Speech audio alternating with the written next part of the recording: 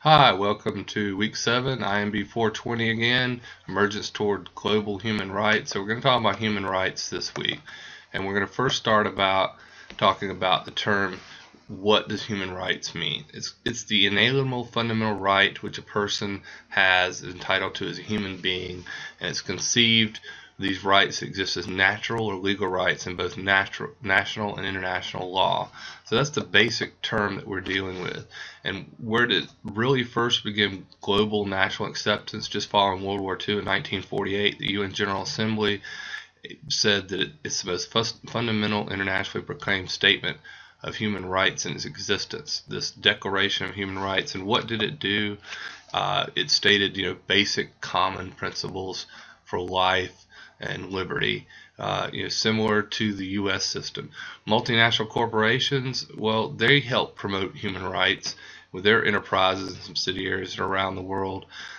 Again, multinational, we've talked about most every week, if not every week, and multinational corporations play a role in helping promote a basic level of human rights when they have when they have subsidiaries that go into other countries. The nature of human rights in international law, customary law, that's a law of nations or legal norms that have developed throughout customary exchanges between states over a period of time, whether through diplomacy or aggression. These laws, these legal norms, these laws of nations have developed a basic floor level of human rights, of how human beings need to be treated. The International Covenant on Civil and Political Rights, that says that it commits parties to respect civil and political rights of individuals, including the rights to life, freedom of religion, freedom of speech, freedom of assembly, electoral rights, and rights to due process and a fair trial. And these, again, also closely mirror the values from the United States and the system of laws and of respecting the rights of individuals that we've developed over a period of time. You see this coming to play and trying to spread these basic ideals throughout the rest of the world. International Covenant on Economic, Social, and Cultural Rights that commits its parties to work toward the granting of economic, social, and cultural rights to individuals, including labor rights, right to health, right to education, and right to adequate standard of living. Again, the U.S. and most Western countries adhere to these. This is an effort to expand this throughout the greater parts of all of the world. The International Bill of Human Rights, again, just following World War II, the Declaration of Human Rights, the Covenant on Civil and Political Rights in 1966, and 2 optional protocols were adopted, the International Covenant on Economic, Social, and Cultural Rights. So these basic statements that where nations are saying, there's a minimum level that we want to treat people, and we're going to give them a basic minimum amount of due process and a protection of the laws. I have a graph that we put up here for you to look at, the average respect for the right against torture, 1981 to 2010, and you see the bluish color is Europe, the dotted line is the world in general, the greenish color represents Asia, Latin America, purple, and orange Africa. And if you look between no reported human rights abuses and torture is a 2, and 1 being moderate, and then 0 frequent to systematic torture. You see what on the graph there toward the bottom, it's gone up and down. You see Africa and Asia, the line is trended downward.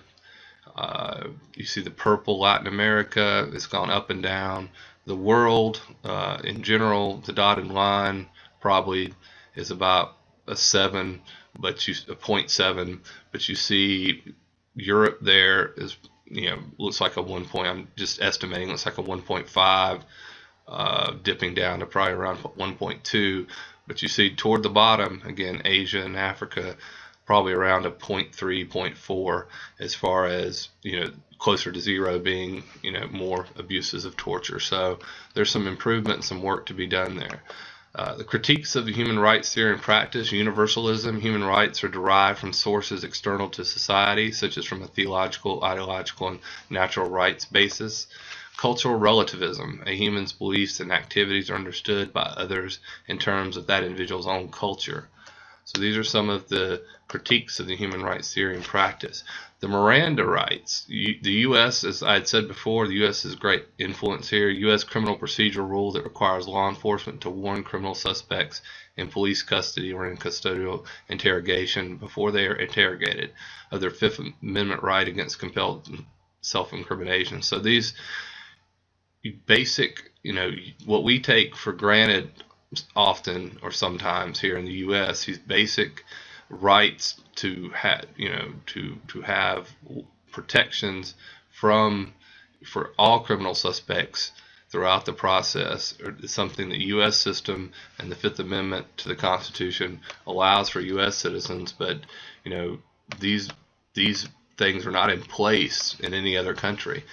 There are some similar rules and similar laws, but the U.S. has led the way in this regard. So from our perspective on human rights, we look at it like if you don't have these minimum protections that Miranda gives you in the Fifth Amendment, that there's violation of human rights. But in essence, other countries, do not measure up. That doesn't mean that ours is necessarily the best system, but from our point of view in the U.S., if these protections aren't granted, then we consider those human rights violations to a large extent. Governments are experiencing international pressure to respect the basic rights of their citizens. Responsibility to protect. In 2005, it says sovereignty confers responsibilities on states and their leaders to ensure the well-being of their citizenry. So this is kind of a proactive, first ever in this beginning of the century that there's responsibility here, and not just to look the other way or to allow things to happen within your country, but you have affirmative rights, positive rights, and you have affirmative duties on part of the state to protect and make sure the human rights of their citizens are protected. Chapter 7 deals with actions with respect to threats to peace, breaches of peace, and acts of aggression. Human rights problems. So what are the problems there? What are the issues? Well, the Convention on the Rights of Children, 1989, Human Rights Treaty setting out civil, political, economic, social, health, and cultural rights of children. These traditionally have been underrepresented and often forgotten in international law. Refugee. What is a refugee? A person outside of his or her country of origin, habitual residence, because he has suffered persecution. And there's been many instances of refugees from the Iraq conflict, Afghanistan, the Kurds in the north, and then also recently in 2014 with 2013 and 2014 with Syria and refugees from that country. So these issues are continuing and ongoing, and to some extent becoming more prevalent in with the information system and real time. We're seeing these problems as they play out. What are some human rights problems? Again, internationally displaced persons. Someone is forced to flee his or her home, but who remains within his or her country's borders. So again, there's people that are being displaced in countries with internal conflict or conflicts within regions. The United Nations High Commissioner for Refugees in 1950 mandated to lead and coordinate action to protect refugees and resolve refugee problems worldwide. So what does this mean? This means the United Nations becomes involved when there are internal conflicts and there are refugees and displaced peoples, and also in regional conflicts and global conflicts. The United Nations will become involved and send some kind of support structures for temporary food and housing and other services when these things arise around the globe. The barriers to progress on human rights, the power of state sovereignty is a significant challenge. Again, we talked about earlier in the course where we had states' rights and nationalism. Well, this is an inhibitor to having human rights being accepted by the vast majority of the world. It's accepted it, but by all of the world accepting basic human rights, state sovereignty is a challenge. The cultural standards are different from country to country, region to region, so there are also some cultural challenges. Political selectivity. What do we mean by that? Rendition. In law, surrender or handing over of persons or property, particularly from one jurisdiction to another. So, there are political issues at play here as well. And concern with human rights remains very low priority when we're talking about a nation feeding its people, providing jobs, or making sure there are jobs for its people. Human rights has not always been on the top of the list. Usually economic, political factors are way up high, and then down lower extent you'll find human rights maybe on the list. So it's traditionally been of lower priority. The best and worst human rights records by state. I have this little chart here, 2010, so this relatively recent anyway. The top 13 countries for respecting human rights and records: Denmark, Iceland, Austria, New Zealand, Norway. European countries except for obviously Austria.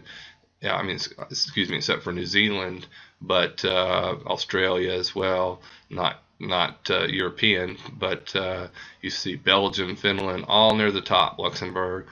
So the vast majority of those countries there are European countries. And over to the right, also we have Burma, Iran, China, Korea. That would be Democratic People's Republic, which is commonly called North Korea, Yemen, Zimbabwe, Saudi Arabia, Congo, Nigeria. So you see African countries, a few Middle Eastern countries. So there, look at the scores: 30 for the highest, and 5, 3, 2. So whatever index that's made up of, you see that their record is really low compared to the top 13 that are really high. Just to give you some perspective there. Let's go next to measuring and monitoring human rights. And what do we mean by this? The Human Development Index, HDI, it's a composite statistic used to rank countries by level of human development, and includes all different factors that we've been talking about and more that go into that. One of the challenges here in collecting the necessary qualitative and quantitative information. So even to get the data, to get the index figure, is a challenge, because presumptively some countries aren't open to allowing their numbers and their statistics to be gathered. So they're probably hesitant, maybe because there might be some violations there, who knows, but it's just hard to even gather the information. Student-led human rights, that's been a force in colleges, I believe, from early 90s. Gay, lesbian, bisexual, and transgender, GLBT. It emphasized diversity of sexuality, gender identity-based cultures, sometimes referred to anyone as non-heterosexual. So the colleges throughout the U.S. have led, and elsewhere have led these efforts. Student-led human rights, again, have fought to trace anti-sweatshop movement back, and that was the early 1990s, again, like the GLBT. Sweatshops, a working environment that is unacceptably difficult or dangerous. I mean, in China and other places around the world where children or people are working 15, 16, 18 hours a day with little or no break, and working 6 days a week and things like that. Again, we sometimes take for granted, or we may take for granted in the U.S., where you have the labor laws and those protections that are built in place over time that we had to develop.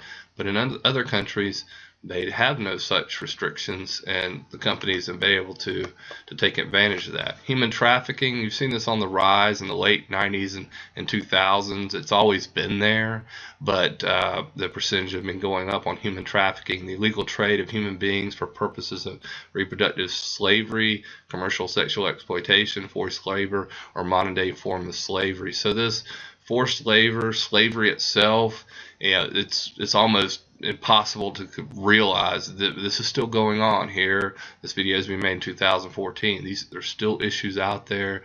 It's numbers larger than we think. They're not astronomically large numbers, but they're, I think the number one, and when we're talking about something like this, is one too many.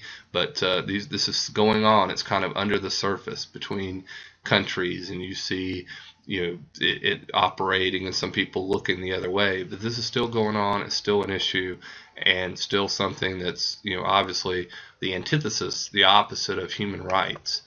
Students can play a role in larger human rights movement, as they have in the sweatshop and human trafficking and GLBT. So students, you play a role in helping mold the future. Again, that's going to be the end of week 7, and we'll look forward to week 8. Thank you.